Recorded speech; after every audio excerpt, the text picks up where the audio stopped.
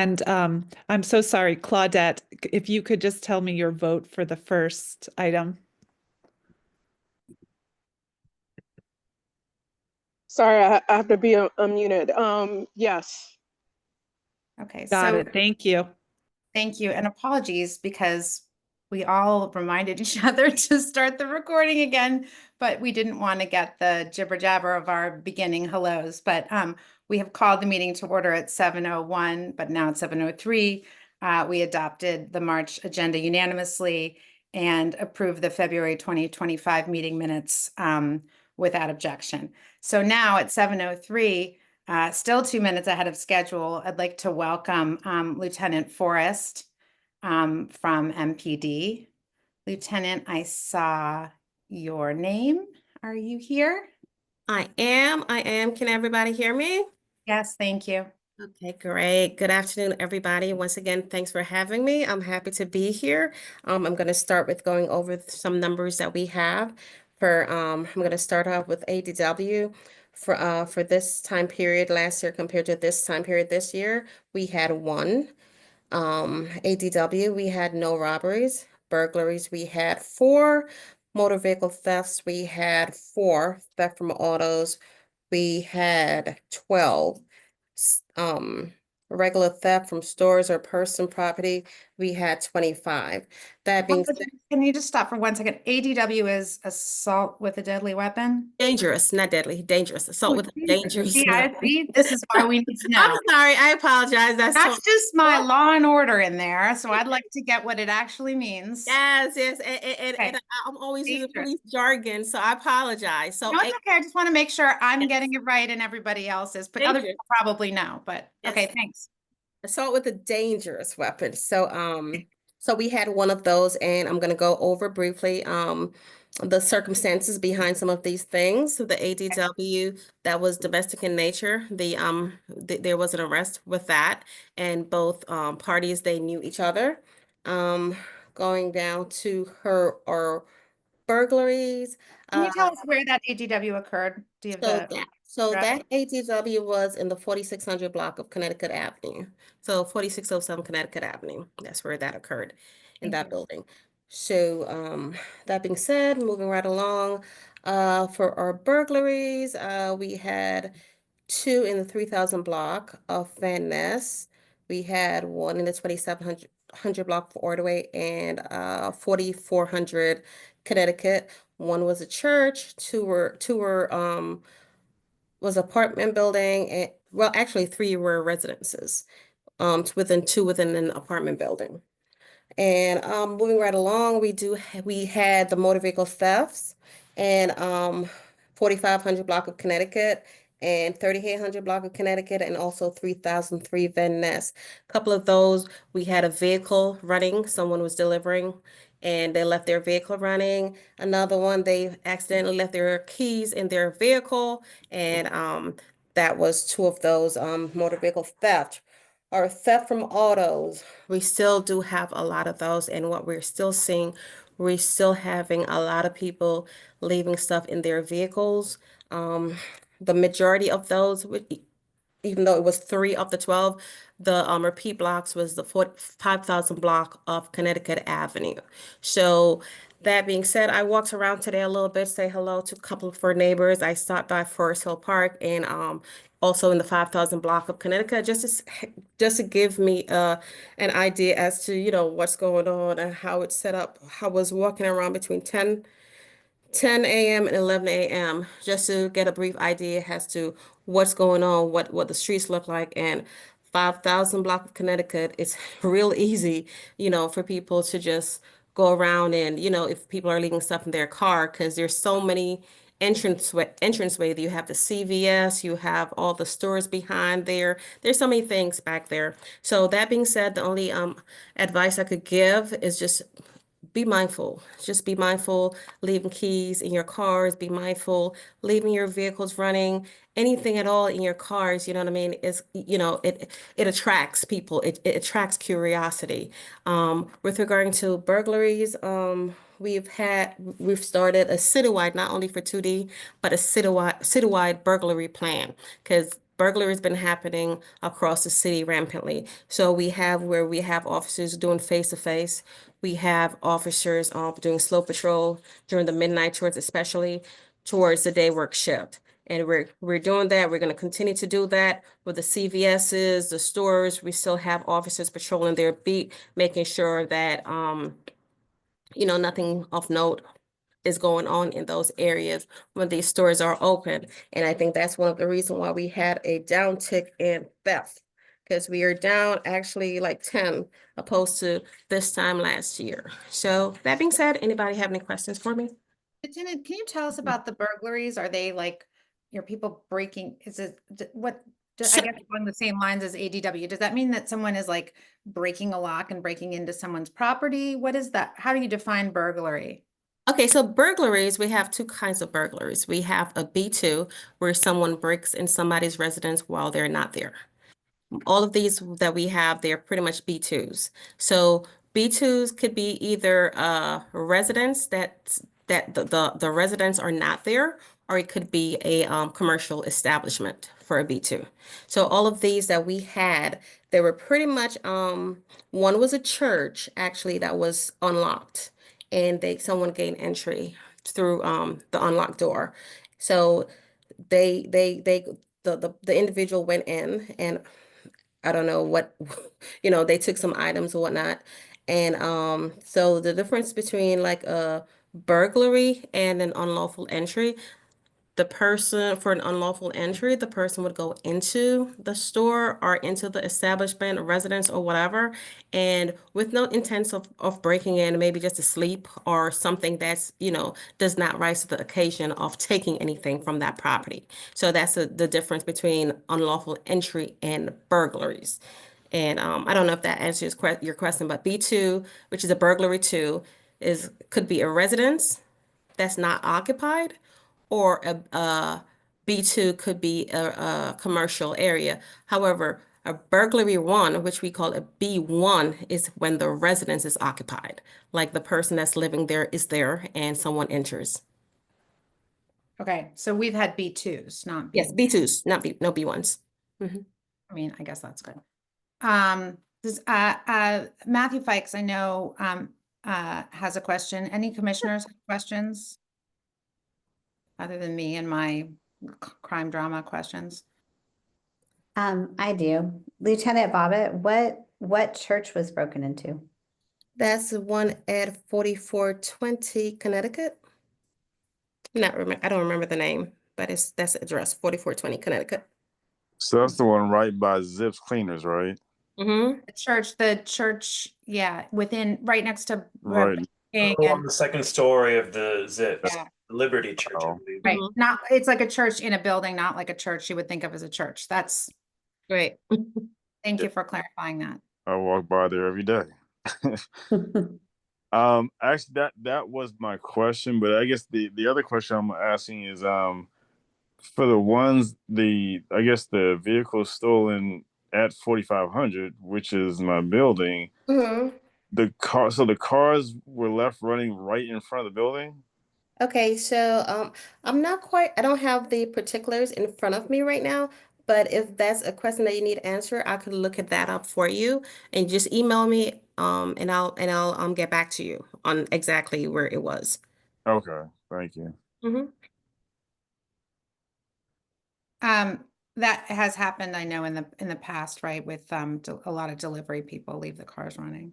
Because one of the incidents I know for sure happened, I did not make a note of which one it was, but one of them, it was a motorcycle that was taken out of a garage where the person picked up the individual's motorcycle and put it in a pickup truck and left out the garage that way. So I know that one particular was done that way on, inside garage.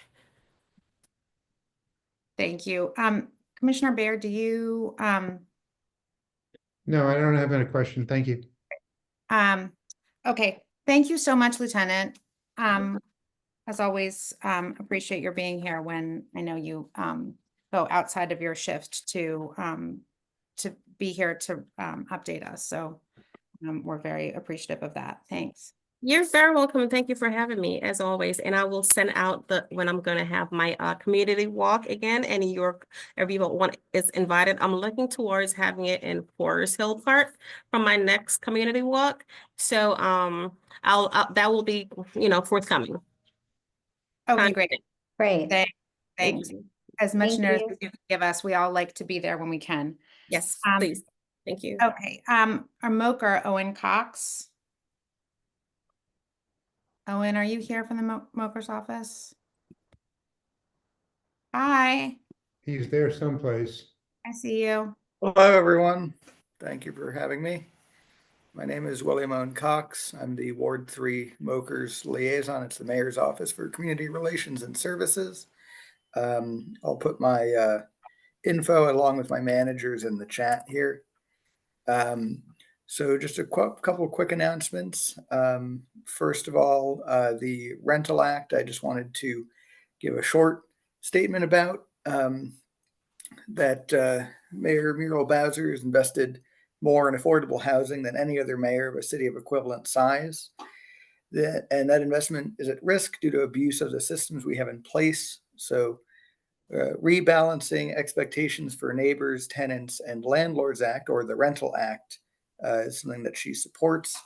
Its main priorities are to ensure that ERAP, the Emergency Rental Assistance Program, is sustainable. So making permanent the ERAP legislation that the council passed last year, streamlining the court process timelines by modifying eviction timelines to be consistent with pre-pandemic timelines in neighboring jurisdictions, strengthening tenant safety protections by authorizing eviction if a tenant or other occupant of a rental unit is arrested or charged with a violent offense that occurred in or adjacent to the housing accommodations they're in. Protect the district's ability to support affordable housing projects by clarifying that the district is not liable for damages of the lender when supporting affordable housing projects, and increasing the local rent supplement program by increasing program eligibility up to 50% for areas of median income from 30%, which allows more units to be eligible for project-based LRSP, local rent supplement program vouchers. I have a couple more announcements, and then if there are any questions, I can take those. I just want to announce that my manager, Kendall Gibson, is having office hours at the Tenleytown Friendship Library on March 21st from 2 p.m. to 5 p.m. So you can, her contact info is in the chat.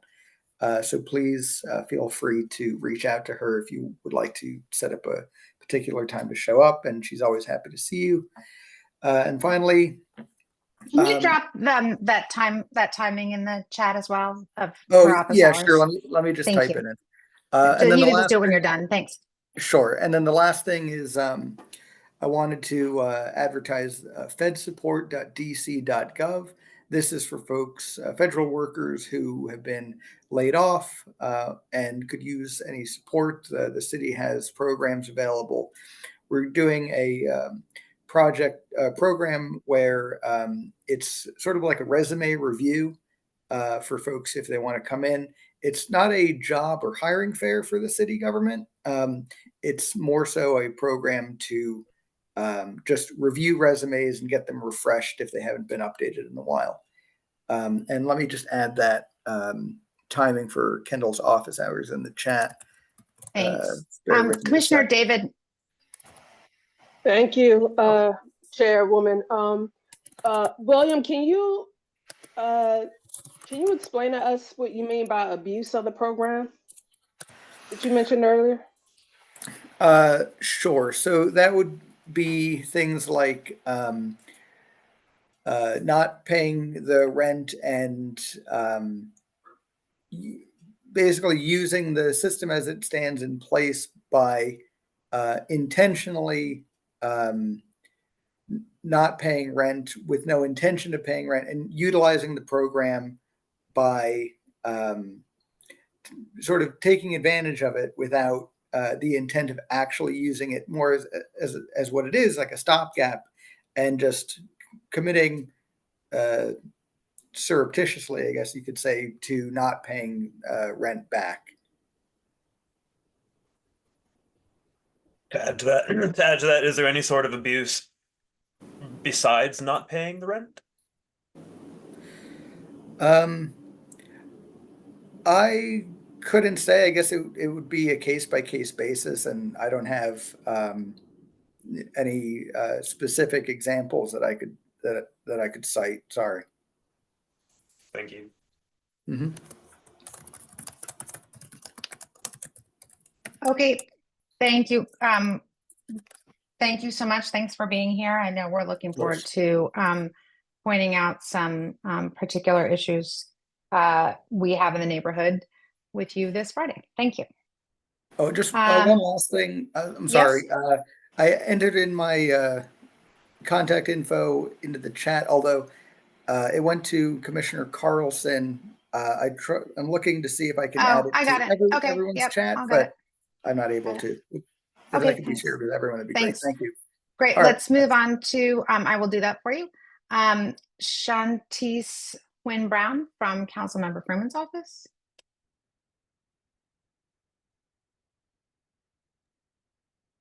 Searching, and I don't quite. It just says Sorry, it's opposite Councilmember here. Freeman's office. Yeah. Sorry, Shantice. Good evening, everyone. So we have a couple updates. The council member has announced his budget priorities for the next fiscal year, which includes fully funding our education ecosystem, support for our seniors, invest in small business and commercial corridors, continue our commitments to public safety, parks, recreation, and libraries, and expand the supportive services in tandem with affordable housing. We also have our next workday in the ward on Thursday, March 27th from 8 a.m. to 5 p.m. At the Compass Coffee in Spring Valley. So far we have confirmed BPW, the parking enforcement team, MPD, the OEG's office, Department of Buildings, DOCP, and DDOT. And also we had the DC HealthLink came around to our office today and wanted us to share that they will be having an in-person enrollment pop-up for health insurance. That will be at the Cleveland Park Library on Wednesday, March 26th from 9:30 to 5:30 p.m. And also on Friday, April 18th from 10:30 to 3:30 p.m. Those are our major updates from our office right now, but any questions, I'll be sure to answer them. Great. Thanks so much for being here. Anybody have a question? Commissioner David. We have. Thank you, Shantice. I was wondering if you guys had any updates or anything for the community regarding any of the federal stuff that's impacting DC local government. We actually do not have any updates. The council member did release a statement that is available on our website, which is macfrumanward3.com, and it should be like in the news room section. Thank you. You're welcome. Mr. Fikes. All right. Yeah, it's just curious as to when the next neighborhood safety meeting is going to happen in the area. We do not have it planned yet, but as soon as we find out, we'll be sure to let you guys know. But we're working on something. Gotcha. Okay. Thank you. Anybody else? Thank you, Shantice. Nice to see you. Thank you. Nice to Appreciate see your being here. Commissioner Iglesias, you have the update for Van Ness Main Street. I do. One quick second. I'll do the beginning. The first part is while you're looking for it. I know that one thing she talked about was Good Clean Fun at Forest Hills Park. Good Clean Fun sponsored a cleanup at Forest Hills Park a week ago Saturday. It was great. We have a great, wonderful crop of volunteers there. Moker, if you are still here, we not only cleaned up the park with a bunch of volunteers, but we also got the sidewalk along Brandywine Street. And I have a request into the mayor's office and DPW and anybody else who would listen to my various requests that we get a street cleaning along Brandywine, because we did a ton of cleanup along that sidewalk, which really it doesn't belong to anyone on that park side of the street. And it needs a lot of attention. And it would be great to get the litter and the debris and the leaves out of the street while that sidewalk is still clean. We've also requested 2 more trash cans for that street as well. But I'd like to just really amplify that request because it's very needed. Your volunteers did a lot of work there, but we need the city to work with us to help keep that area clean. Thank you.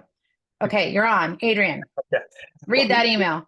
Yeah, Gloria Garcia at Van Ness Main Street is unfortunately down and out, so she's not here with us tonight. But just some updates there that they'd like to give a big thank you to everyone who participated at one second, so sorry, there we are. Hello, Commissioner David. Thank you to all. Ms. Garcia would like to give thanks to everyone who participated in the ULI Technical Assistance Panel. They were overwhelmed with the size of the participation from the community. They'll have the final report when we receive it from ULI. In the meantime, know that our Economic Development Committee at Van Ness Main Street is working on several of the recommendations in the short term. Commissioner Carlson, or Chairwoman Carlson, already gave you the update on the Forest Hills Park cleanup. If you would like to get involved in the Forest Hills Park cleanup or similar initiatives, you can email Sarah Benitez, and her information's in the chat. But yeah, Van Ness Main Street would like to remind everybody that their primary goal is to help small businesses thrive in the area. Van Ness Main Street's excited to announce their 8-week Spring Now promotion with a little something for all ages. Hopefully we'll bring foot traffic to businesses, continue our environmental beautification pollinator program, continue our cleanup and community building at the park, and promote local artisans. There's a bunch of different events and details related to the pollinator program, but there will effectively be sort of little smaller scale events for all different ages happening from April through mid to the end of May. And I'm going to share those events rather than list them endlessly out loud. I will share them in chat. And beyond that, you can email Aaron at vannessmainstreet.org for any additional information, or to just sign up for the newsletters, or to get involved. Beyond that, the only other updates are that Mom's Organic Market finally does have an opening date. April 4th through 6th will be the grand opening for Mom's, and Whale Tea does not have a precise date yet, but will be opening soon. And for any other questions regarding any of that, you can email Gloria at Van Ness Main Street, and I will share her email as well as Aaron's for information on the Spring Now program in the chat. Thank you. You did a great Gloria Garcia impression. We hope she's feeling better soon. On to UDC, Juanita Gray.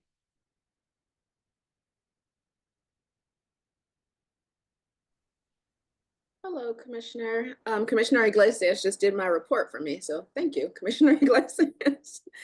I'm feeling a little under the weather, so I'm going to stay off camera. But as Commissioner Iglesias said, Well Tea will be opening, or excuse me, Moms will be opening on April 4th. I know we are all excited for that. Well Tea will also be opening sometime in April. We don't have the exact date yet, but they are slated to open in April. Doghouse is planning on starting some demolition work in the next few weeks.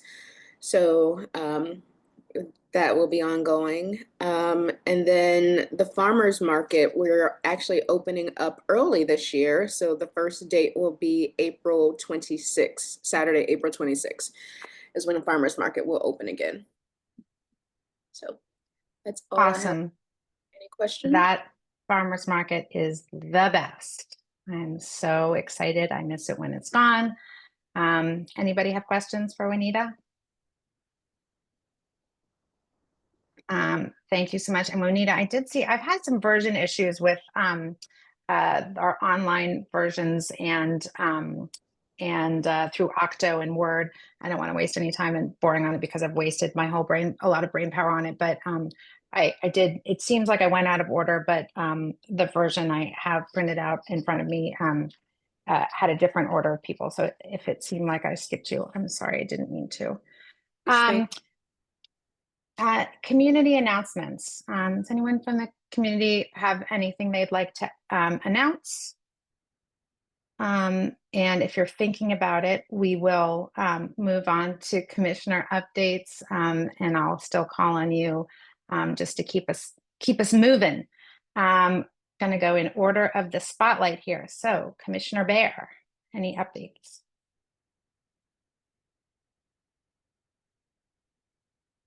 He's muted. Adrian. You should have the power to unmute yourself, but I've asked you to unmute yourself as well. There, okay. There you go. The only update I have is that I've had a number of inquiries and questions from people on Linian near the intersection of Tilden. There's a stretch of road on the north side of Tilden, just up the way from Pierce Mill, that has not been repaved. And so I'm not quite sure whether we have a DDOT person here, but for the Mokers, I want to at least announce that that needs to be addressed. And I know that Owen, that you're going to be on a tour with some of the commissioners at the end of this week, and they'll show you where that is. But I wanted to raise that, and that was the only thing I have. Thank you. Great, thanks. Commissioner Rothman. Wait, make sure you unmute yourself. Great. You're unmuted. Okay, good evening, everyone. So I've been working with Chair of the Housing and Neighborhoods Committee, Terry Hewitt, on a resolution pertaining to air quality in buildings that she will present a little later in this meeting. This is in response to numerous serious complaints that I've received from neighbors about secondhand smoke affecting their health. And I'm thrilled to see that some of them are on the meeting tonight. So stay tuned on that. And then just real quick, following up on Lieutenant Forrest, I participated in a community walk with her and her colleagues the other month. It was a really great opportunity to connect with police and share and listen to concerns. So if anyone ever wants to organize one, you can do it on your block. You just contact your ANC commissioner. I want to also put in a really quick plug again for the ANC grants. We updated the ANC3F website to reflect the latest info on how to apply for a grant. So check that out. And finally, I'd just like to say that we're very lucky to have urban environmental pioneer Kathy Sykes tonight. She's a resident of 3F. She's on the meeting tonight. She's going to be presenting later in the meeting on the tree canopy, but Adrian also, I think, mentioned her work starting up planting native plants up and down Connecticut Avenue, critical for the environment and our local ecosystem.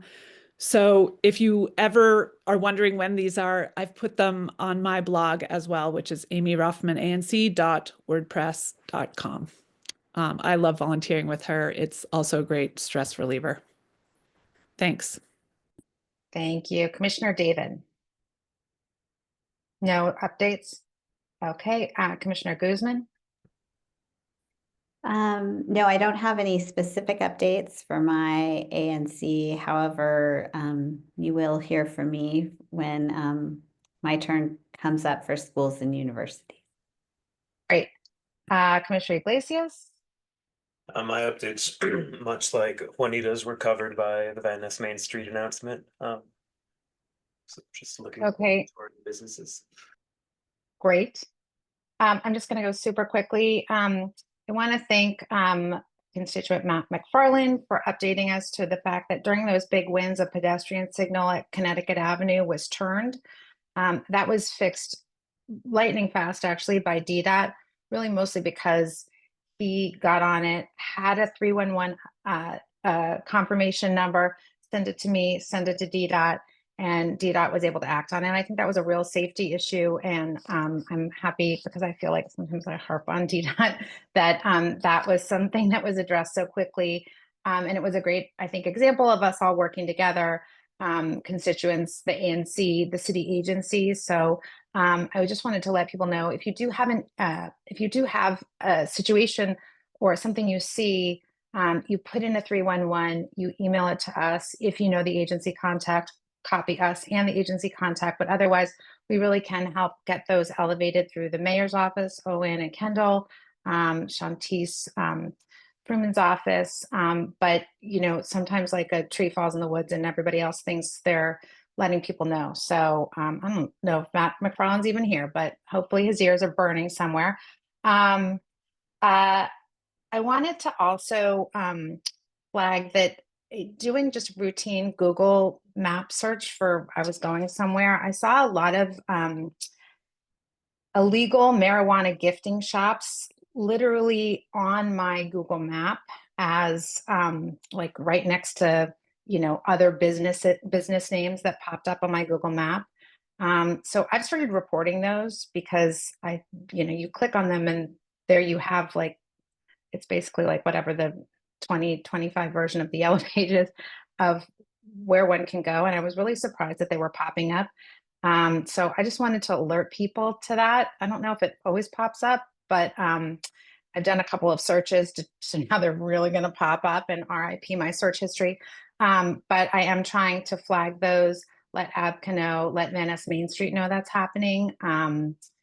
It does, I mean, on a level, it actually hurts our legal medical marijuana shop, which we might want to think about on a level. That's a marijuana shop that's that's gone through the process, that's being taxed, that's doing everything the right way. Whatever you think of it, he has followed the guidelines. These other businesses are not. So I just wanted to let people know that I was working on that. And with that, I'm going to move along to our committee reports, and former commissioner and housing and neighborhoods rock star Terry Hewitt. Can you kick off our committee reports here? We are going to introduce your resolution a bit later, but I know you have some updates on housing aside from your excellent resolution. Do you see her, Adrienne? She was just unmuted. Let me unmute you again, Terry. Terry. She Oh, was. there she is. Terry. There we go. Hi. Hi. I would turn my video on, but I'm in a very dark area in my car and there's no point. So sorry Don't about worry that. about it. Thank you so much for the introduction. Hello, everybody.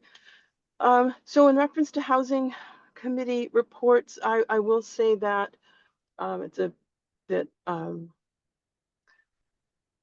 I will talk specifically about the Avalon just briefly. We have established a tenant association.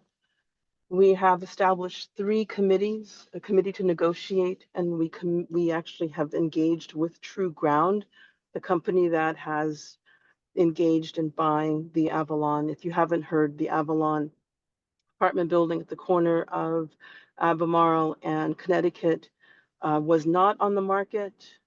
True Ground, a company that is based in Arlington, Virginia, and they focus on low-income housing, they approached the Avalon and offered to buy the property for $72 million.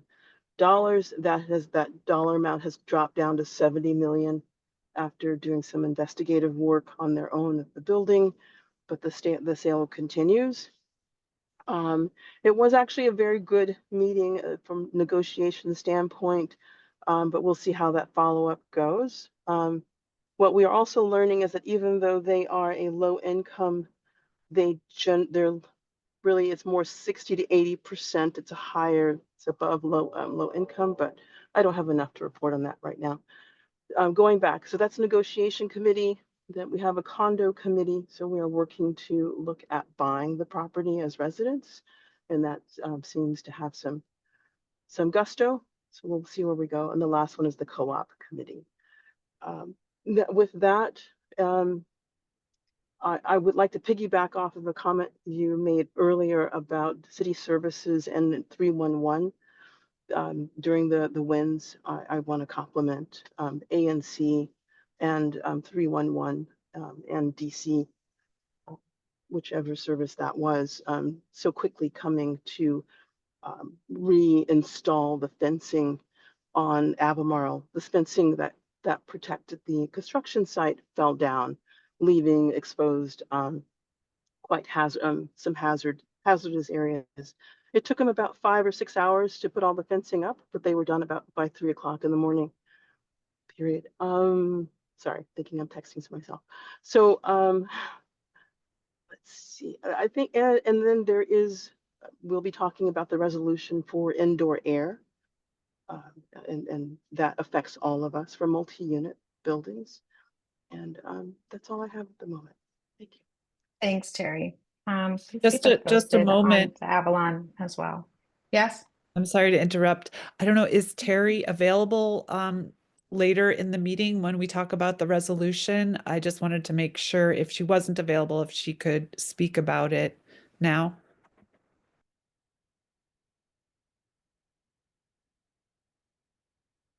Terry? Oh, hi, thanks. I will be available to speak about it when we do cover it. Great. Thank you. Thank you. Thank you so much. And everyone stay tuned. Great resolution. Next, Paul Harrison, Streets and Sidewalks.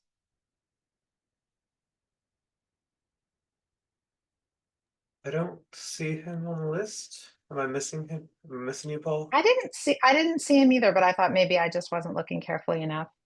I can just give a If you quick, are Paul, please raise your hand, but I don't believe he's here. I don't think he's here. I can give a quick update. I know there was a very small meeting of the Streets and Sidewalks Committee, which consisted of Amy and Paul because it was rescheduled due to bad weather. So actually, Amy, you could probably give a better thing. I'll just say on Paul and I have been working on the new sidewalks that are coming in along Fessenden, Linian, Davenport, 32nd Street.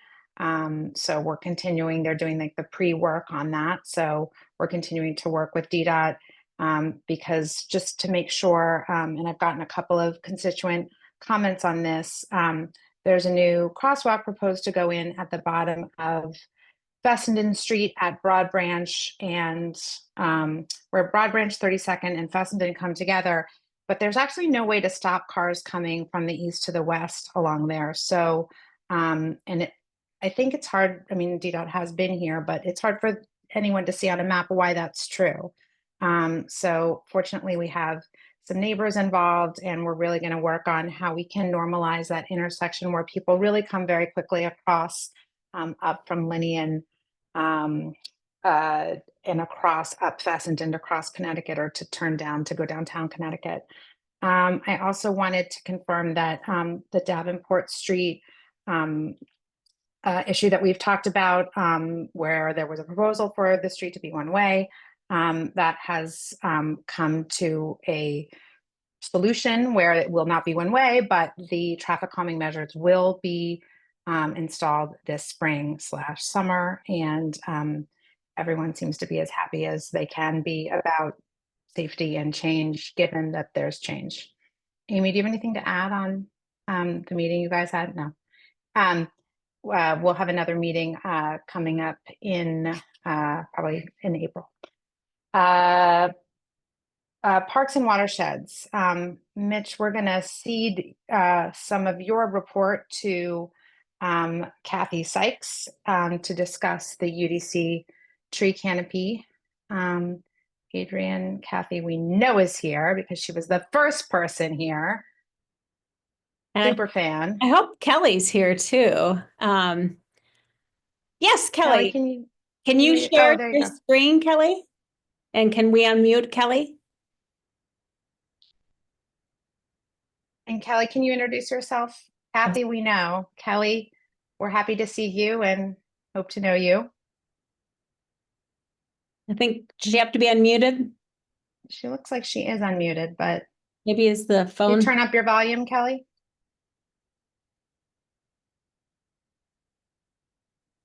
Just say something, Kelly. It's not working.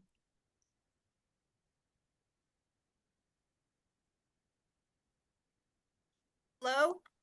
Now we can hear you. Okay, yeah, I don't know why that wasn't working. Okay, sorry about that.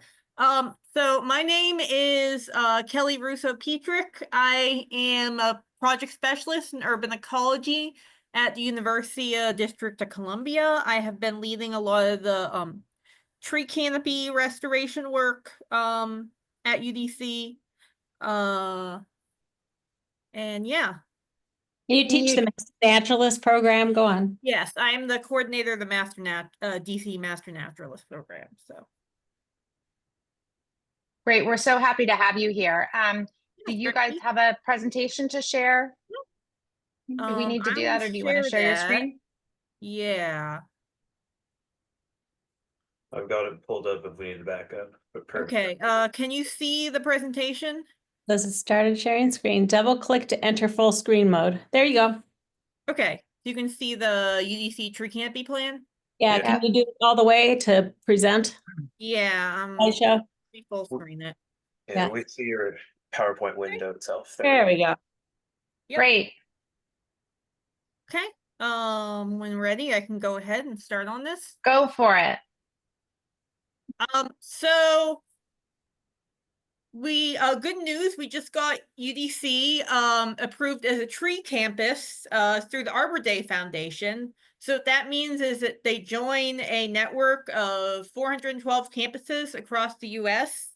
So this, shows the university's commitment to improving tree cover and creates us, puts us a network for other like-minded universities, and also kind of, was a driving factor between getting us better tree care on campus, because that was something that there wasn't really a lot of care put into before. So this kind of provide motivation for creating that tree care plan going forward. So basically, it's the Arbor Day Foundation. To get tree campus certification, you need several things. That includes a tree care plan, doing a yearly Arbor Day celebration, having a service learning project, having a tree care and having a tree care committee. I feel like I'm forgetting one, but we also had to inventory all the trees on campus. Sounds like it was a lot of work. Yeah, so those are all required to get tree campus certification, which we're thankfully able to get. And this also helps, is good for campus either way, because having more trees provide more benefits from trees and make it healthier and more resilient place to live, and also, more attractive. And part of putting together this plan was to create the advisory committee, which was another requirement for tree campus certification. So I was the chair of the committee, and we also had we have 14 members, including Kathy, who's one of the community members that is part of this, as well as some UDC staff members and members of other local organizations. So we have a member of DOEE, we have a member of KC Trees. So yeah, a lot of local organizations are involved in this, as well as community members. So we have a few goals we identified that are really needed on UDC campus in order to have healthier trees. So we don't currently have any arborists. Technically, trees are supposed to be managed by facilities, but they're not really doing any management on them. They'll have like occasional emergency maintenance by like a contracting company, but they're not doing any tree maintenance. We really need an arborist who is in charge of trees on campus. But of course, we need the budget to get an arborist. We also need to adopt proper tree species selection and make sure we're focusing on native trees. Trees that can provide the most benefits. UDC shares the city goal of 40% tree canopy by 2032. And to promote tree health and safety using industry standards and best management practices. So the industry standards we're using are ANSI and ISA. And make sure trees are properly located, due to weather, infestations, construction, etc. So making sure that nothing's going to be hazardous and where any trees are located. and encourage community respect and care for tree canopy community resource. So education, kind of teaching people about the importance of trees is gonna be a big part of this. Okay, am I on, can you hear me? Yes. Okay, I was gonna say, I'm taking over the next little part. We did this big tree inventory with many people involved. I think we had an arborist from DDOT as well, but we had many people who helped us do an inventory and actually do some GIS mapping of where these trees are. And our campus has about 436 trees. This is just the UDC area. So obviously this is a huge community resource as well. But a very exciting thing that I think is worth mentioning is nowhere else in the DC area do we find red pines. And that was the most common tree in the inventory. We had 43 red pine trees, and they're super rare. They're not even existing on the list of plants and trees in Rock Creek Park. So I found that fascinating. And then I learned that, believe it or not, pine warblers actually forage on these trees, and I'll come back to that. We also learned in our inventory there were many trees in need of great care. We also had a number of invasive trees that had been planted historically, including, for those of you who may or may not know, the tree of heaven. This is the host plant for the spotted lanternfly, which could actually wipe out any vineyard nearby if they come into. They've been around the whole East Coast for a while, but they're an extreme threat that we really want to get rid of. And so getting rid of some of these invasive trees that bring in these invasive pests is one of our priorities. I did have help with some weed warriors and some master naturalists that removed the Bradford pear from one part of the campus last year, but we still have mulberry trees and a princess tree and other invasives that we should get rid of. The next slide shows us some of the beautiful, and that's a red pine there in that picture there. The next slide, if you can advance it, Kelly. Oh, sorry. That's okay. These are actually pictures taken by a student from Edmund Burke, JP, or Joseph, I won't get his name right, Pinotakis. Pinotakis, sorry. And believe it or not, I should not have been the one to correct that. I'm glad you did, recording. No, it should have been Amy.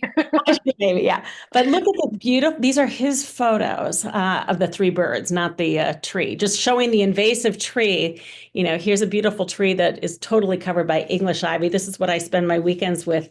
Many of you guys, also ANC members and community members, removing invasive plants and vines like English ivy in Rock Creek Park because English ivy can take down trees.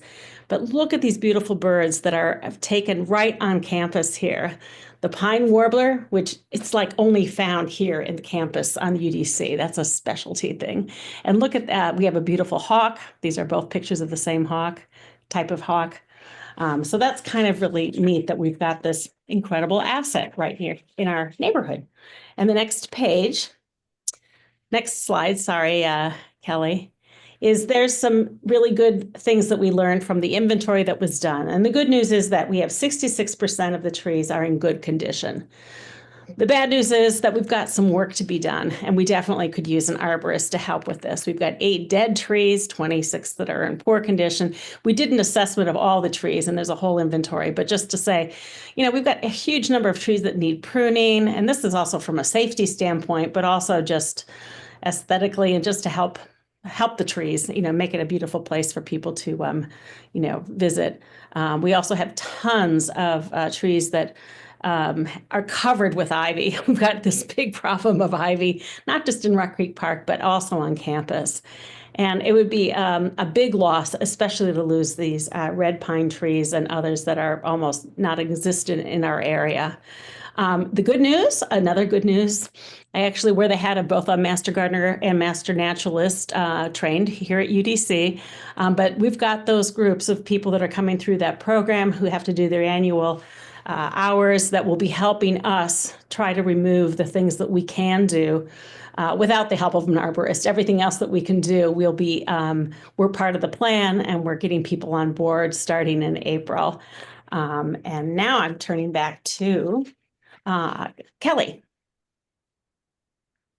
So what we could use from community and ANC3F is you know, to educate people, kind of spread the word. Also, anyone who wants to volunteer to help care for the tree canopy, we are having events. I think currently it's just master naturalists and gardeners, but there might be ones open to the public in the future, so that's something to look out for.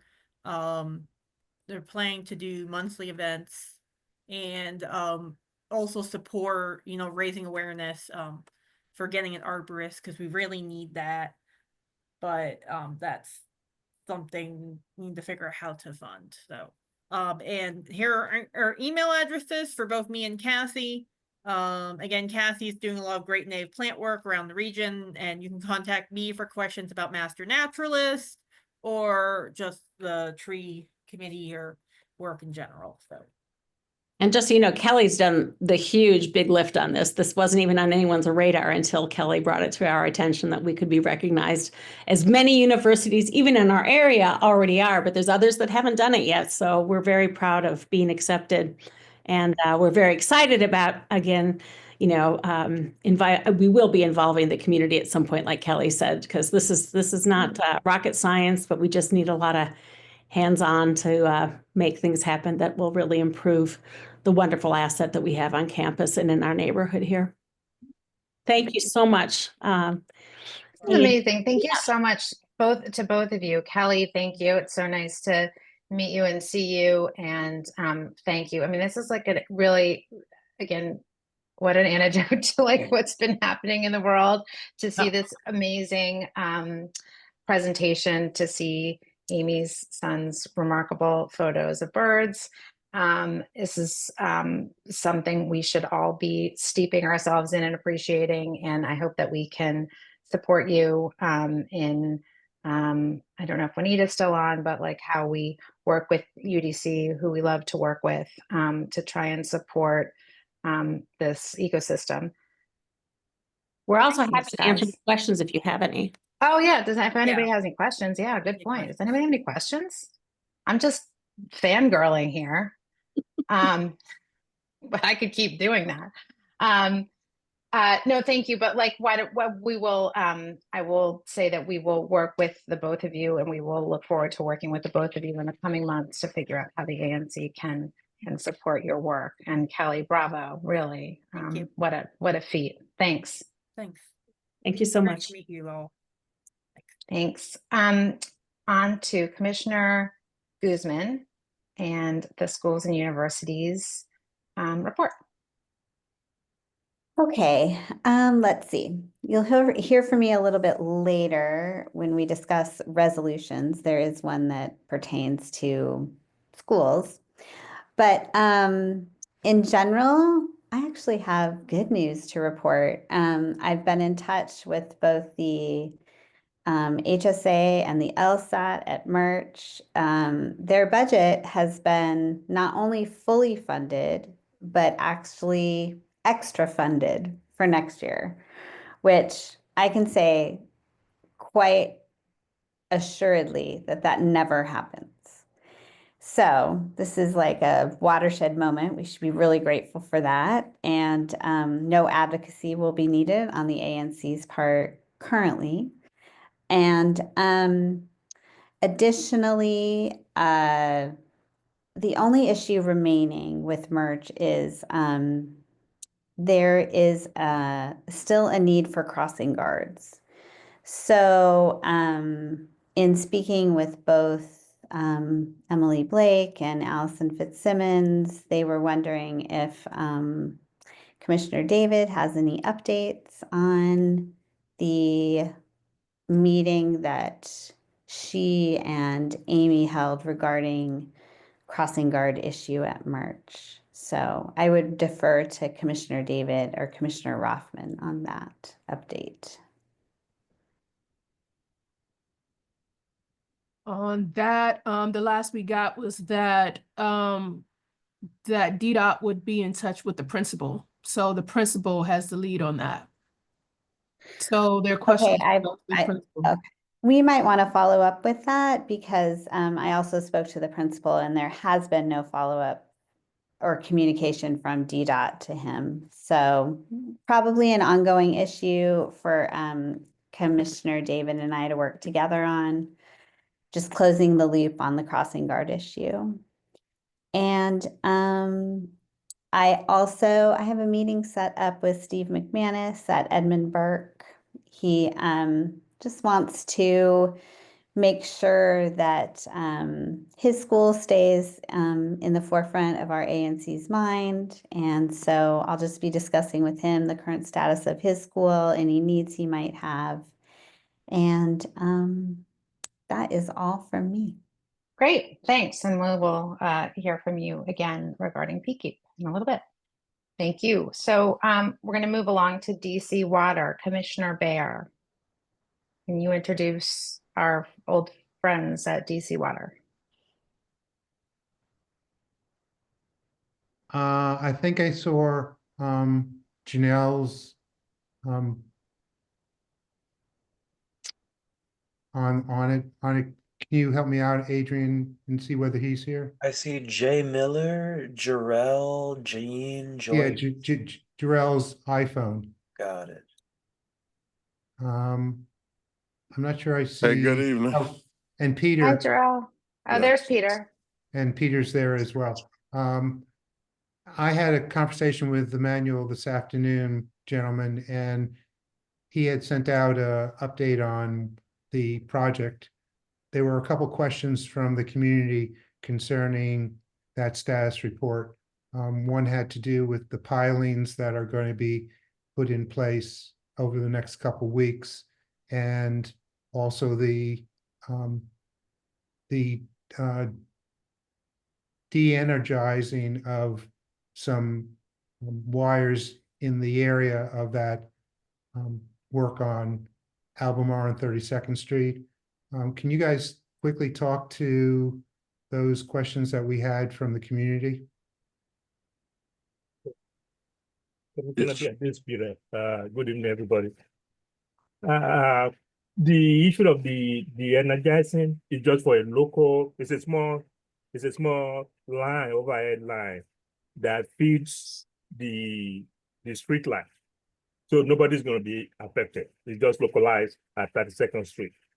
So nobody's going to be out of power when Pepco and they energize that one line. How about the pilings that are going to be put in place to Yeah. help the dig? Yeah, the piling, instead of them driving it, they're going to be drilling it. So you won't hear the noise. It's going to be drilled, not, they're not going to be driving it. So it won't be, it's going to be under 80 decibel. So it's probably going to be averaging about maybe 50, 55 decibel. So it's not going to be a nuisance. The DC decibel noise level is 80 decibel point. So that's the reason why we went. That's what the reason why we kind of opt for the drilling instead of the driving, because it's close to residents. So that won't be any problem either. Okay. Chair, you can open it up for questions from the commissioners or from the community. Does anyone have questions?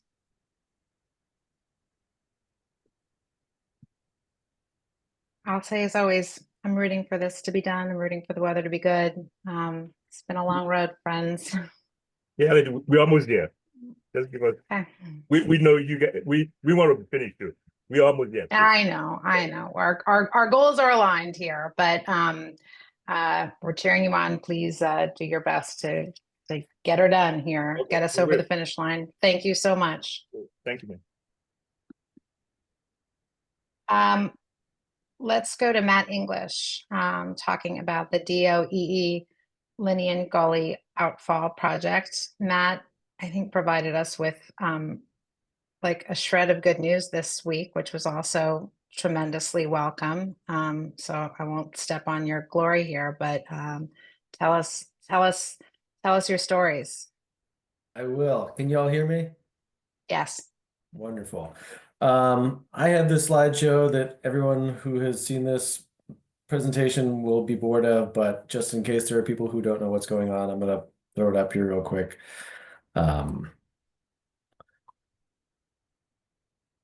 Tell me if you can see it. Yes, we can. Okay, great. So our project is happening. Is this in the right spot here? Do you see a project location map right now? Yes, we do. Great, sorry. The project is happening at the very end of Linnean Avenue. It extends from the sort of that dead end there all the way down to Soapstone Creek. Whereas ahead there was a lot of erosion that was happening there. And these are pictures of that erosion. We're hoping to restore it with some stable rock structures. This is sort of an example of before and after what projects look like. This is another before or sort of an after version. These are the designs that are available on the website if you're interested in looking at more what will be built there. And I'll just say this is the end of the road is being blocked off for construction vehicles to enter into the lot that is at the end of the street. And that's where construction vehicles are going to be or already are. And then our project timeline, we're down here in construction. We started in March, at the beginning of March, and things are moving quickly. I will be in the neighborhood tomorrow morning for a construction meeting. But we're hoping for everything to be sort of moving on track, and the construction is listed from March to July, and that is to allow us a little bit of space in the event that weather causes problems in construction. But there is a possibility that we will be demobilizing, either in May or June. So, I want to be held to that, but I just want to say that there's a possibility that it could end earlier than July. And right now we'll be doing our shrub planting hopefully in May. And then we've decided to push the tree planting into the fall because when the project sort of will be stable enough to plant trees, maybe too late in the season to plant the trees. And so we're waiting until the fall. And then we'll be conducting maintenance for the next following, 3 years of the project. And that's the quick summary, but I'm happy to take questions from anyone here. I lost my participant list here. Does anybody have questions? Yeah, I have just one. Matt, what time tomorrow morning are you going to be on site? There are weekly construction meetings that I'll be down there for Wednesdays at 11 a.m. And so I'll be there from 11 to 12. So if anyone's ever interested, I'll be busy from 11 to 12, but I'd be happy to meet before or after. And Don't crash Matt's meeting. But happy to chat. And I think probably some people experienced the trail closures that we had either last week or the week before. We were cutting down some trees that were actually had already fallen, but preventing people from getting injured as the trees were sort of being sliced up. But now that those trail closures are complete, we're not anticipating any future trail closures as a result of this project. So that Soapstone Valley Trail should stay open for the remainder of the project. Thank you, Matt. My Great. pleasure. Thank you so much. Thanks for being here. It's great to be able to stop by. Okay, everybody, we're moving on to our proposed resolutions. We're going to start with Commissioner Bear and the Northwest Community Food continuing operations. I think that Judy is on the call generally tonight. I thought I saw her. I can also speak to it. You don't have to spotlight her, but I just want to recognize that she's on this evening in case people have any questions directly. There you are, Judy. Good evening. Hi. I'd like to introduce Judy, if I could take a point of personal privilege for those who were not here last month, to introduce Judy as someone who was called by a UDC student volunteer at the Northwest Community Food as a warrior saint. So I think if someone calls you that, it should be repeated as often as possible. Okay, well, I'll give a little bit of background, and Judy, where I goof up here, please correct me. The community food pantry has been operating for several years, and it offers to the community, anyone who comes in, and I think that number is about 300 families now, food on Sunday mornings, and is totally supported by donations from the community. Right now, they're located in the old Walgreens basement, I think it would be called, on Connecticut Avenue at across the street from UDC. UDC owns that building. UDC has indicated that they might like to use that facility for a student resource center, and has indicated that the pantry may need to move out of there at the end of May. This resolution supports the goals of the food pantry and encourages the community and organizations within it and community members to assist with the pantry's efforts to find a new home if they need to. And it indicates that ANC3F is supporting that effort to find a home for the pantry. I'll turn it back to you, Chair, and if Judy has anything else to add to that, I turn it to her, please. Do commissioners have any questions on the body of the resolution, the content of the resolution? Judy, my understanding is you were able to see some possible spaces, this week. Do you want to, why don't I move that we vote to approve this resolution, and then we will ask you to give us an update. I move that we approve this resolution. Second. All in favor?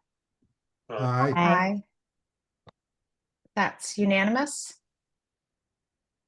All commissioners voting in favor.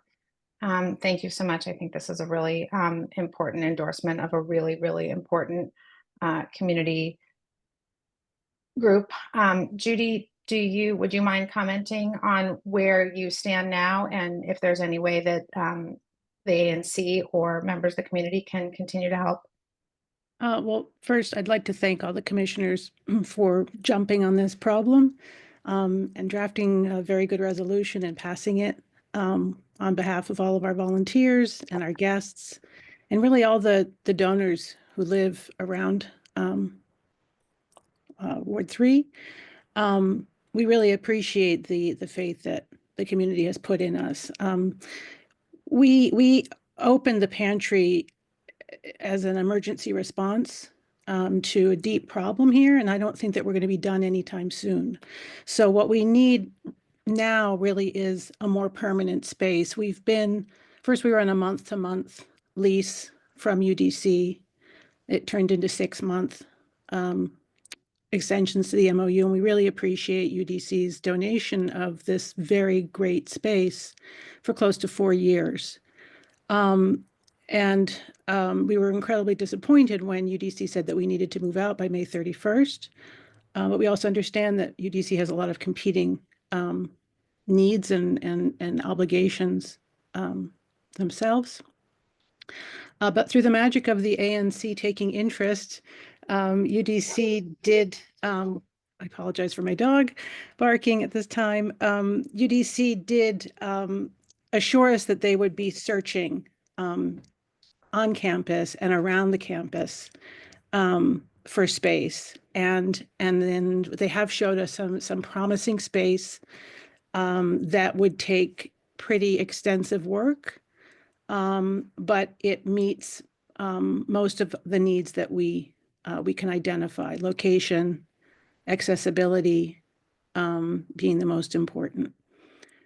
So we're hopeful that we'll know more about the whether this space will work out over the next couple of weeks, and maybe by the next time the ANC meets, we'll know whether that would be our next stop. But it doesn't, I would assume that it doesn't really solve the problem of finding a permanent home. So I would really appreciate it if people would keep their thinking caps on and their eyes open for space, ground floor space, where we could have a more permanent presence, perhaps in partnership with other social service organizations. We've talked about this a lot at the ANC meetings, that there are so many needs in this community, and wouldn't it be great to have a hub where families could come and get support and food and maybe some medical screening. So we're working on all of those things. But in the meantime, I really wanted to thank you all for your attention and your help. Thank you. I think what we've done here is a drop in the bucket compared to what you do every week. And again, I would just draw everyone's attention to the fact that attendance at the Northwest Community Food Pantry has grown 600% from summer 2021 to winter 2024, from 50 families to 300 families a week. So that really demonstrates tremendous need that Northwest Community Food Pantry food is meeting. So thank you, thank you. We will pass this resolution along. We're going to move on now to return back to former Commissioner Terry Hewitt and current Commissioner Amy Rothman, who have worked hand in hand on this next resolution, which is focusing on apartment indoor air quality. And I would say to speak to the need of this, my inbox was flooded today with constituents who read this resolution and urged us all with many stories. And I would urge you to please speak up if you have an experience with this. Stories of your own buildings and the secondhand smoke and how it has affected you and your families. Amy and Terry. Amy, do you want to start? Sure. So this came about for me because secondhand smoke is one of the most prevalent issues people in my single member district expressed to me as a serious problem. People have come to me deeply concerned about, again, concrete, serious medical health problems they're experiencing, and concerned about their kids and their families. And I just want to say thank you to former commissioner, current chair of the Housing and Neighborhoods Committee, Terry Hewitt. You have done so much work on this in the past. It has been such an honor and privilege to work with you on this. And thank you for all the research and work you've put into this for many, many months. Over to you. Oh, thank you, Commissioner Rothman. You humble me because I have appreciated working with you on this, and honestly, I don't think we would have gotten here without you. Thank you so very much. I have worked on this for some time, and I'm not at several, maybe 4 or 5 years ago, as I think about it, when this started. The indoor air affects each and every one of us. What I have found, and before this resolution found itself in this very clean, presentable version, I sent my rough draft to the property manager of my building. because we have 243 apartments in the building and it's an ongoing issue. And I didn't know what the response would be from the vice president, the regional area manager and the vice president, and they both were appreciative because one of the problems that we have in our building, and I believe it affects, from my research and engagement of residents, is it affects all of us. Someone is smoking, someone is doing something, you know, not to harm intentionally another person, but we share secondhand smoke, whether we see it or not, whether it's on the other side of the wall or the other side of a horizontal point, whether it's the floor or the ceiling. We share that air. And when you have young lungs, you have lungs of any degree, age, shape, or form, no one should have to worry about.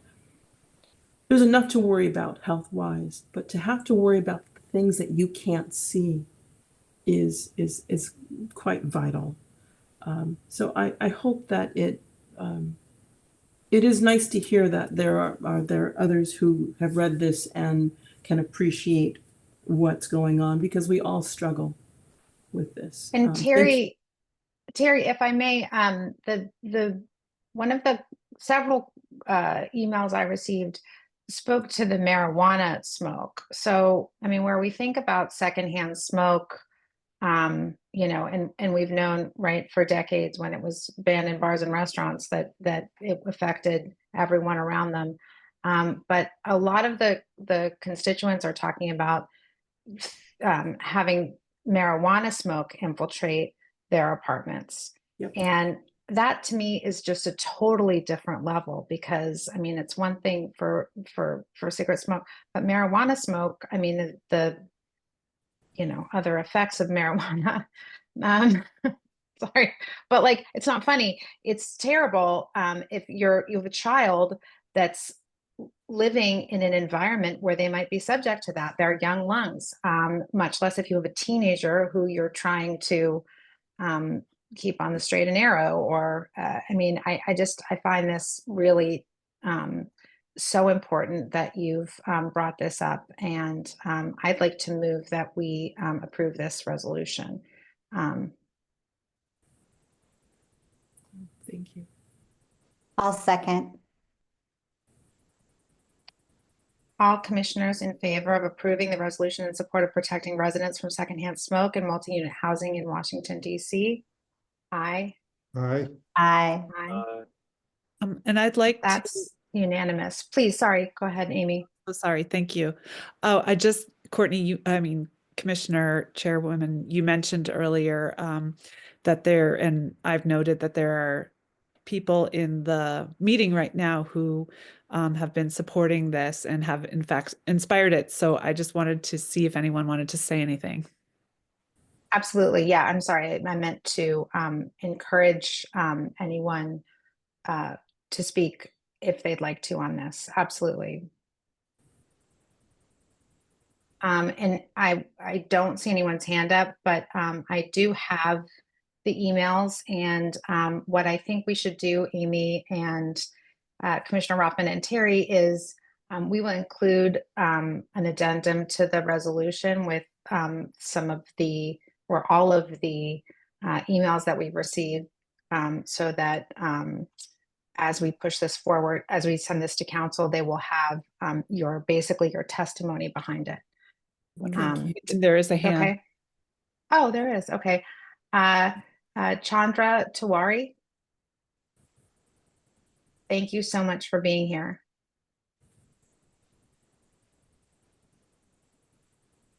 You are unmuted, Chandra, but we cannot hear you.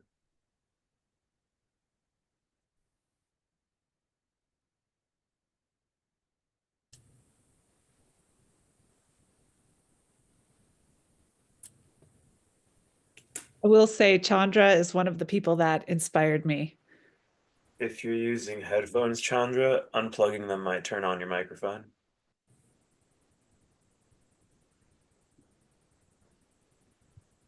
And Rajip also is another one. Hi, Rajip.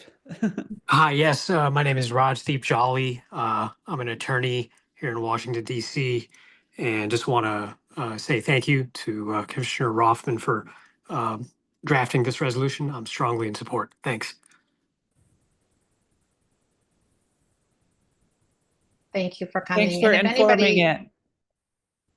if anybody else is on the call or is seeing this later and again would like to submit your personal experience with this, again, we will include that with our resolution as we send this to our council humans.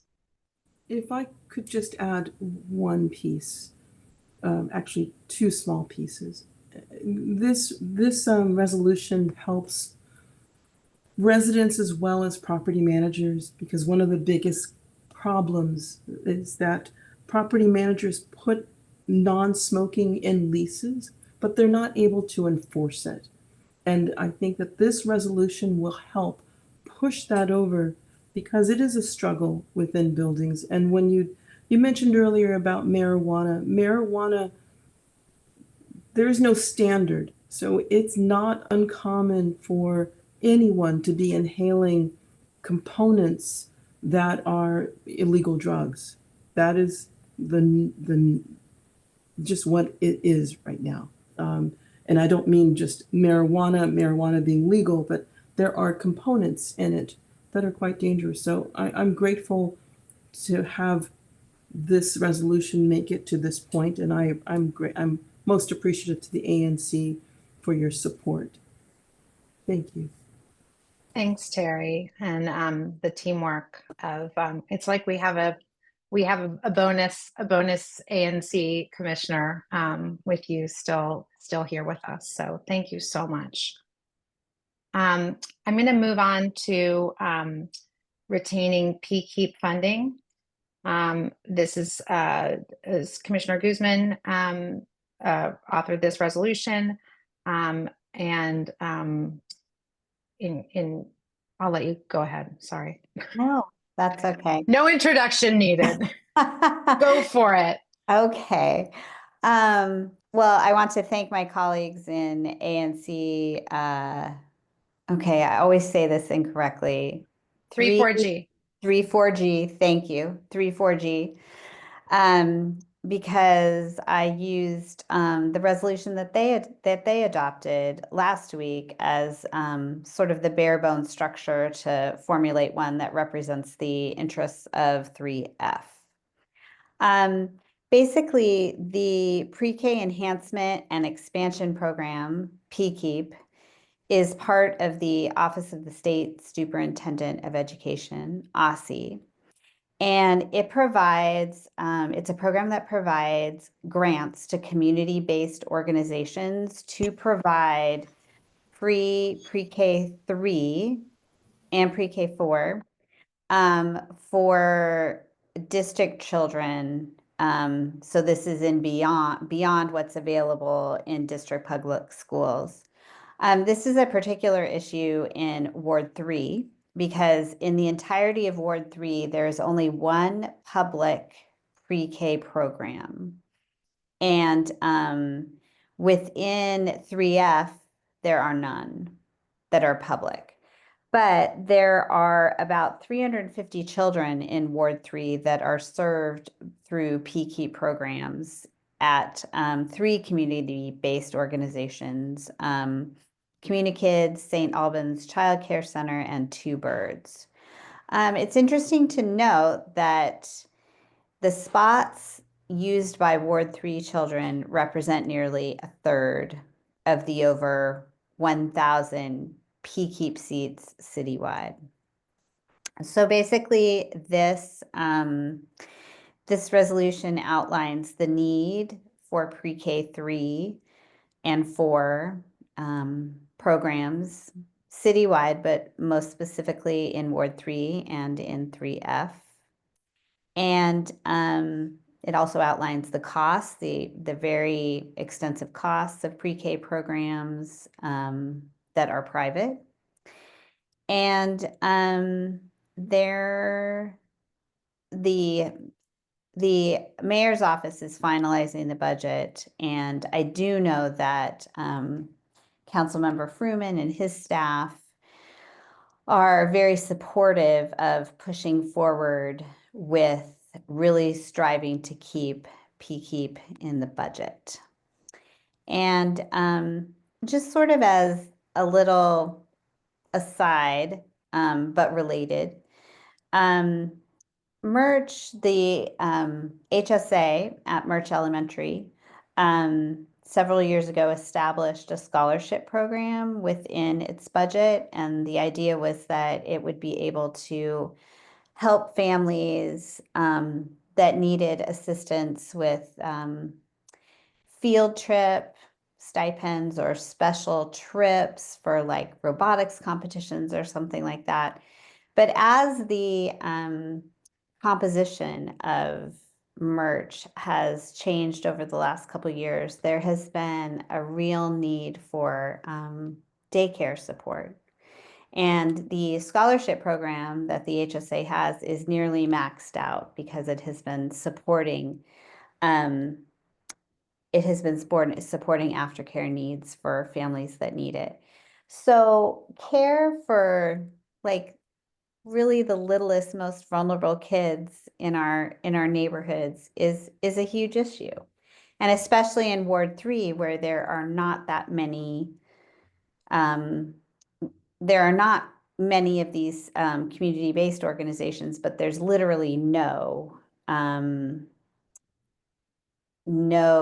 pre-K programs in DC public schools in 3F and only one in Ward 3. So anyway, sorry, you can tell that like anytime I talk about schools, this is sort of my passion. So I've gone on way too long, sorry, but I just Deserves the time. Don't. Thank you. Thank you for explaining it. And I mean, I think, this is, to get up to speed on this, as we all did over the last couple of weeks when we got the information from Councilmember Freeman's office, and a lot of ANC, Ward 3 ANCs are working together to all put forward resolutions. So thank you for your work on this, and I'd like to move that we approve this resolution. Second that. All in favor?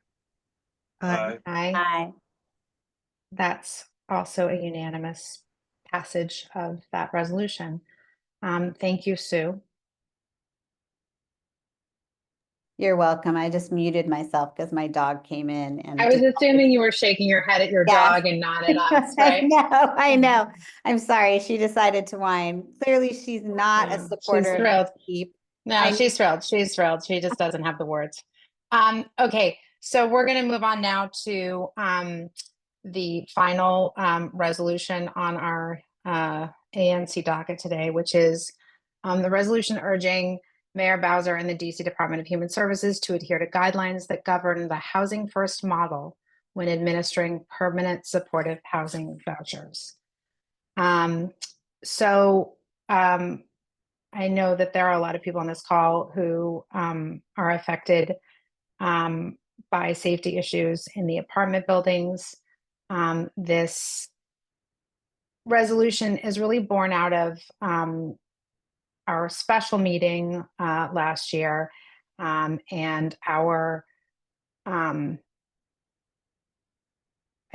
unspeakable, and that I can't even find the words for, death of DeAndre Pettis in the Connecticut house.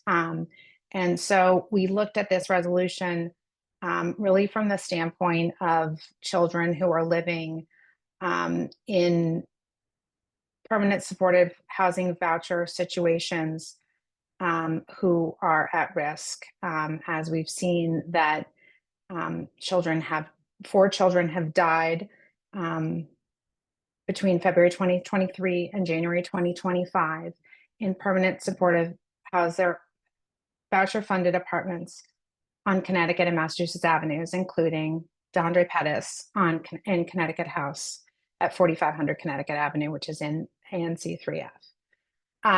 So the housing first model, which is what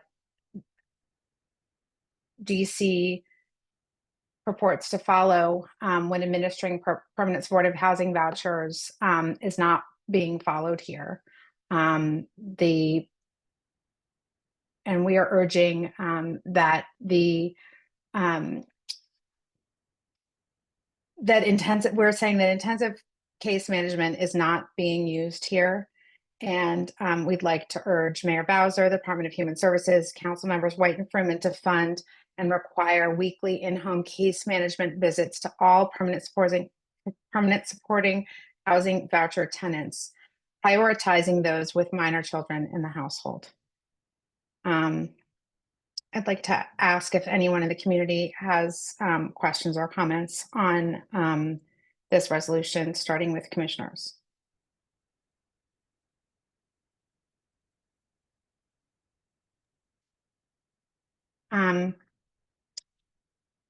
And Tracy, are you here? Would you like to speak to this briefly?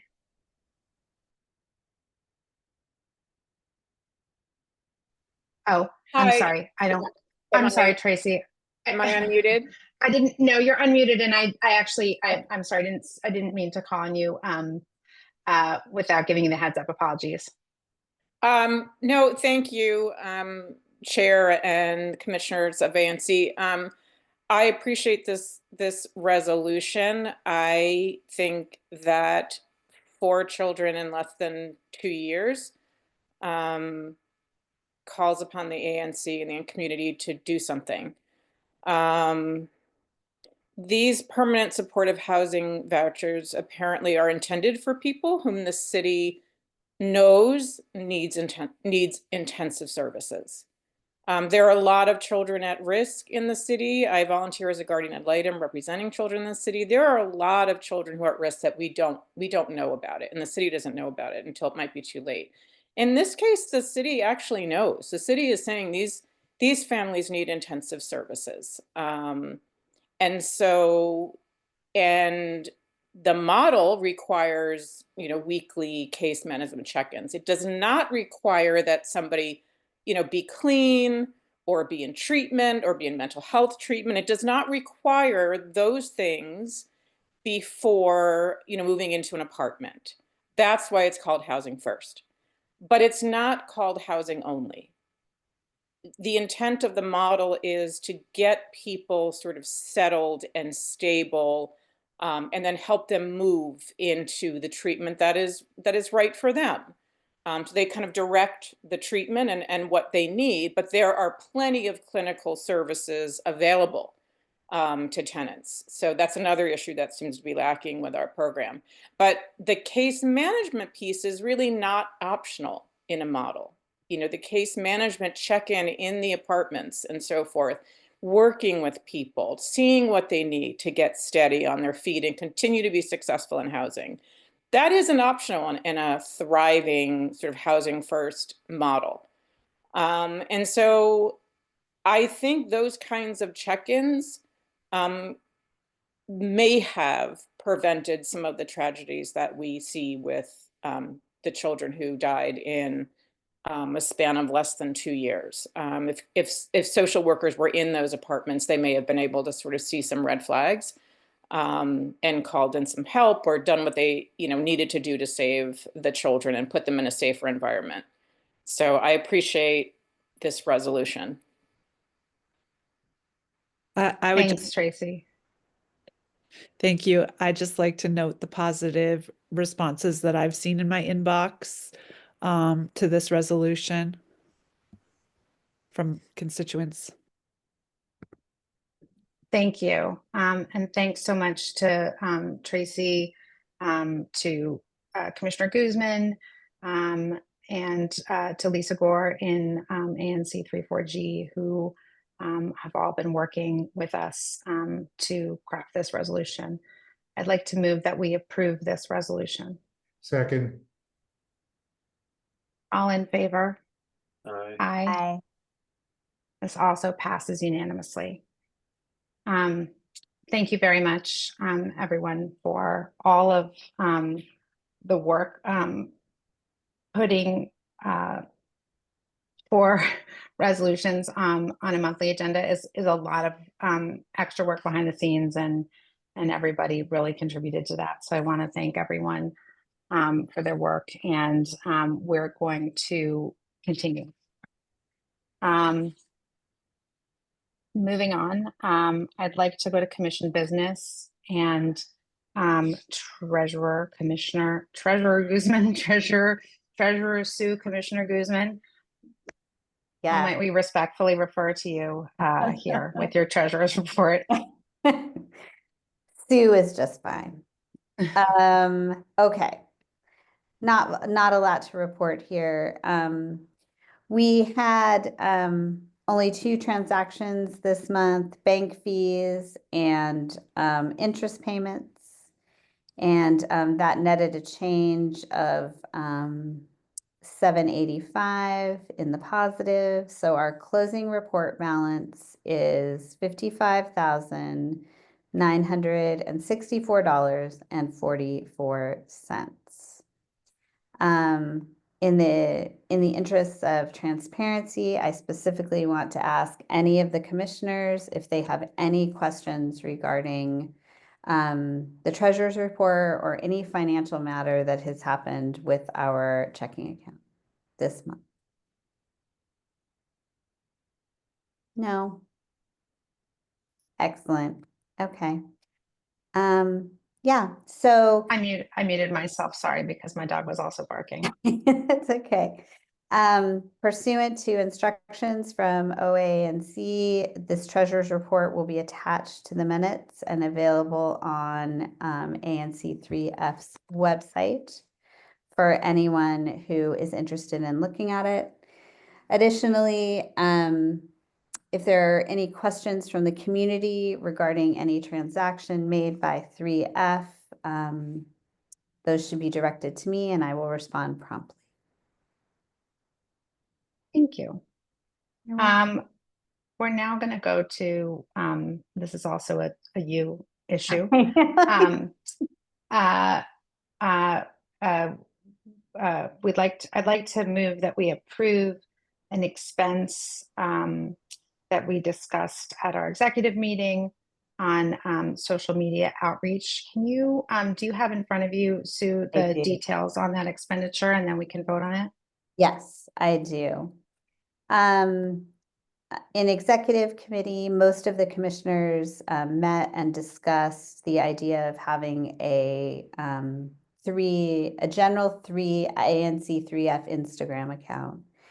And we researched and found a social media consultant provider who has offered us a very reasonable proposal, in my opinion. For $100 a month, she will post for us once a week. And those posts can be of our choosing, and she will do all the graphics and the links and the animation and all the things that Adrian knows about that I don't. Those things will be included. Additionally, she will charge a $150 one-time fee for initial account setup activities, including like choosing which community pages we should follow, preparing a list of hashtags, filling out the profile bio and the links within that bio, all of those kind of things. And then in a very smart suggestion, some of the commissioners have suggested that we develop, or that we would have this consultant develop templates that can be reused and replicated for regular posts, things like meeting agendas and community walk announcements and things like that. And she proposes to produce those, as many as we would like or need, at $50 each. So, oh, go ahead. Yes, sorry. No, I just wanted to round that out, that, you know, just for the community that is still present on the call at this late hour, we're always searching for ways to make sure we keep people informed, don't get lost in your inbox. And we thought this was a way to take, especially we get a lot of us are overwhelmed with our ANC emails, and we get a lot of emails where, that are asking us to distribute information among our networks. And we thought this would be a way for us broadly as an ANC to distribute that information out in a way that isn't in an email. Claudette. Just for transparency purposes for the community, because we normally do a call out to the community for any assistance. So just want for transparency, who's going to be the consultant? Her name is Catherine Albiston. She lives in Washington, D.C., in the DuPont Circle area, so not a member of or a constituent in ANC3F. Commissioner Rothman. I just want to say, I think it'll be a great way to enhance transparency about what we're doing. And also, yeah, I get a ton of emails that I think are maybe of interest to fellow neighbors. And I think this is a great way to keep that information flowing. I'd like to move that we approve the expense. Second. All in favor? Aye. Aye. That's Aye. 4. Aye. Commissioner David? Yes. 5, sorry, 6. So that's a unanimous vote. We also, Claudette, I know you weren't at the executive meeting for the discussion, but we did talk about looking at this, seeing how it worked, and then we structured it in a way that we could look at it and then reassess if it was something that worked for us and that seemed to resonate with people. And because it's Instagram, we'll be able to see if there's engagement there that proves the point pretty quickly. Catherine. I just wanted to mention I don't have an issue with that. We actually have an Instagram account and a Twitter account, but the templates and everything, it's been years in the making to try to get someone to do that. So do you have the login information for the Instagram account? I don't think I've ever seen it. Yeah, it exists. I don't have the login. You just have to, whoever's working on it could just try and do a password reset, because I don't know what that is, but do we know who originated it? I'm just asking questions for just the community. Also for the community's knowledge, the consultant will be on a month-by-month basis. The commissioners are encouraged to assess results, work product every month. This is not a year-long or 6-month commitment. It is a month-by-month commitment. Yeah. And again, I would say that I think it'll be pretty easy to see, just because of the way Instagram works, whether it's something that it's being seen. And I think the structure of the way that she presented how she works is that she has this one-time setup fee, which, as Sue alluded to, which also, creates the framework for the engagement by following and I mean, things I don't really quite understand about wanting to get people to follow you. But I thought that the proposal was very robust in terms of things that I wouldn't have thought about how we will be able to see the results sooner rather than later, because she has a sort of onboarding plan for engagement, hashtags, those things. So I look forward to seeing what she creates, and I hope it's helpful. And I would encourage members of the community to let us know if you follow it, if you like it, if you think it's silly, if you think it's amazing, all the things. We are really looking for ways other than having you stare at your computers for 2 hours to help you know what's going on. So we have one final If I could just item. say Oh, do you one. have, sorry. Oh, sorry, One sorry, more sorry. thing. No, just Please. one more thing.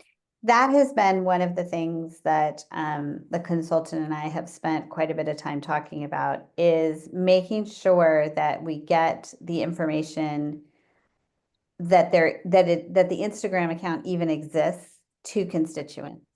That's the main hurdle. Like once you get somebody on like my Instagram, once they're like, I can track it, or I can track it like once one person like on a certain street finds it and starts to follow it, then a couple other people, like they tell some more people. We just need that word of mouth more. And so I would definitely ask the community for input and ideas, and just, To bring it back to the dogs, Sue, when we were walking our dogs the other day, we had a neighbor who I think then shared your Instagram with a lot of other neighbors. Oh, good. And we will in a future meeting have a dogs of the ANC, and for Kathy, cats of the ANC, Kathy Sykes, cat lover, and maybe for Amy's family, birds of the ANC section of the meeting. Well, thanks. I think it's really important. It's really well researched, and thank you for helping shepherd that through. The proof will be in the pudding. Our final agenda item is Commissioner Bear, an expense for the Forest Hills Connection continuing partnership and outreach. This is an expense, so everyone knows, that is has been yearly. We rely on the Forest Hills Connection, and they're, not connected to us journalism, but their broad engagement with the community. I think they probably have a wider reach than certainly our Instagram will have already. But if they mention our Instagram, then our Instagram gets some play here. So we will update our ad on the Forest Hills Connection to include our Instagram handle once we know what it is. Claudette, if you know what the actual address is, tell us. But I would move that we approve this expense that we have incurred in the past as a very worthwhile way of partnership and outreach with the thing that we all are, I think, would say is very important, which is the uber local journalism of the Forest Hills Connection. Second. All in favor of approving the expense? Aye. Aye. Aye. That's also unanimous. All right, everybody. So I want to announce that the next ANC3F meeting will be held on Tuesday, April the 15th. We look forward to seeing everyone there. And I'd like to move that we adjourn this meeting at, what time is that? 8:51. I second. With so much content. I know. All in favor of going out of this little tube box here? I think that would be, I'm going to say that's unanimous. Thank you so much, everyone. Thank you, everyone. We look forward to seeing you next month. Please be in touch if there's anything that you're interested in hearing about in our April meeting or beyond. Thank you. Good night. Take good care. Bye. Bye.